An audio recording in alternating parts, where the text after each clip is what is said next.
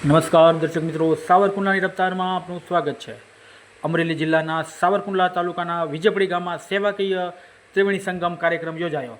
માધવ સેવા ટ્રસ્ટ દ્વારા 112 દર્દીઓનું નેત્ર નિદાન તેમજ 30 દર્દીઓને રાજકોટ ખાતે નિઃશુલ્ક ઓપરેશન કરવામાં આવ્યું।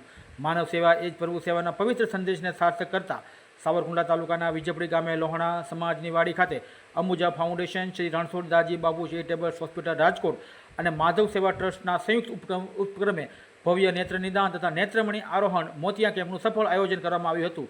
આ કેમ્પમાં વિજયપડી સહિત આસપાસના 20થી વધુ ગામોના જરૂરિયાતમંદ લોકોએ મોટી સંખ્યામાં હાજરી આપી હતી।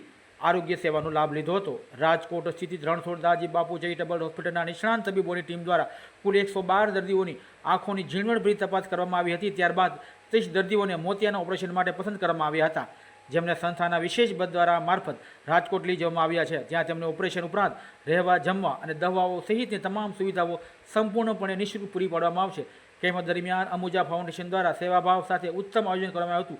તમામ 112 દર્દીઓ માટે ગરમાગરમ નાસ્તાની તેમજ ઓપરેશન માટે પસંદ થયેલા દર્દીઓ માટે પૌષ્ટિક બપોરના ભોજનની વ્યવસ્થા કરવામાં આવી હતી। અંબુજા ફાઉન્ડેશનના ઓઢાભાઈ, ભગુભાઈ અને વિક્રમભાઈ સહિતની ટીમે દર્દીઓને કોઈપણ પ્રકારની અગવડ ન પડે તે માટે ખડે પગે રહી સુંદર આયોજન કર્યું હતું।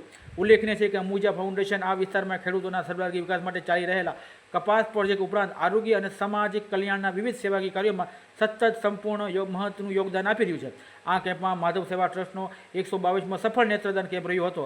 આ કાર્યક્રમમાં દરમિયાન ટ્રસ્ટના હોદ્દેદારો ભાવેશભાઈ લાડુમોર, બાલાભાઈ જોગરાણા, નથુભાઈ ઢાકેચા, જયંતિભાઈ મુડાસિયા અને અશોકભાઈ સતાસિયા સહિત તાલુકા પંચાયત સદસ્ય વિજયભાઈ ચાવડા વિશેષ ઉપસ્થિત રહ્યા હતા અને સમગ્ર આયોજનને સફળ બનાવ્યું હતું। Bureau report, Savarkundla રફતાર, Sarfaraz Khokhar, વિજયપડી।